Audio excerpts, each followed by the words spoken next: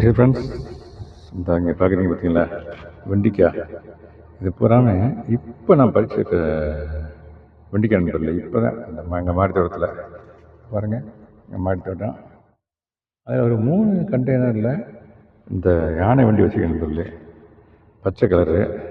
ஒரே ஒரு கண்டெய்னரில் இந்த சிவப்பு கலர் வச்சுருக்கேன் நண்பர்களே. எல்லோரும் பாருங்கள், சிகப்பு கலர் வண்டி வச்சுருக்கேன். இன்னும் கொஞ்சம் விதை இருக்குது, அந்த இதுவே விதையாயிரும். இன்னும் 2-3 கடையில் போடுவேன்னு பார்க்குறேன். நீங்கள் ஒவ்வொரு காய்க்கும் ஒரு டேஸ்ட் இருக்குது நண்பர்களே. That is true. ஆமாம் நண்பர்களே. இதில் நண்பர்களே நீங்கள் பாருங்களேன், அப்படியே காமிச்சிடுறேன். ஒரு 3 கடையில் வச்சுருக்கேன் நண்பர்களே. ஒரு சின்ன டிப்ஸ் தருவோன்னு பார்க்குறேன். இந்த வெண்டிக்காய் மார்க்கெட்டில் வாங்கும் போதும் சரி, வெண்டிக்காய் ஹார்வெஸ்ட் பண்ணும்போதும் சரி, இப்படி ஒடிக்கணும் நண்பர்களே. ஒடிச்சிச்சின்னா அதுபோல் டக்குன்னு ஒடிஞ்சிச்சின்னா பிஞ்சுன்னு அர்த்தம். இது பாருங்கள், சைஸை பார்த்தீங்களா எவ்வளோ பெரிய சைஸுன்னு. இங்கே பாருங்களேன். ஆமாம், இந்த இதை பாருங்கள், இதோட சைஸ் அதை விட பெரிய சைஸாக இருக்குது. இங்கே பாருங்களேன், ஒரு அடி வரும் நண்பர்களே. யானை வண்டி எனக்கு பேர்.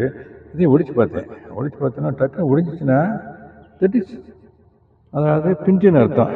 ஒடியாமல் வளைஞ்சிச்சினாக்க அது முத்தியச்சுன்னு அர்த்தம். அதை நம்ம விதைக்கி விட்டுருவேன் நான்.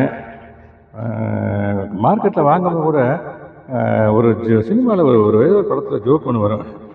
வெண்டிக்காய் இப்படி வாங்கும்போது ஹஸ்பண்டு வாங்கிட்டு வருவார், ஒய்ஃப் கப்பாப்பில் இப்படி ஒடிச்சு பார்த்து வாங்கணும், இப்படி வாங்கிட்டு வந்திருக்கேன்னு சொல்லி திட்டுவாப்பில் ஹஸ்பண்டை. ஜோக்கு தான் அது வச்சுக்கோங்களேன்.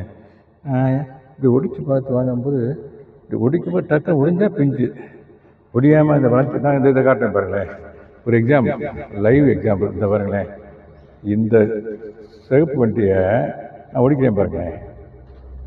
பாருங்க, ஒடிக்கிறேன், அந்த நுனியை ஒடிக்கிறேன். வளையவே மாட்டேங்கிறேன் நண்பர்களே.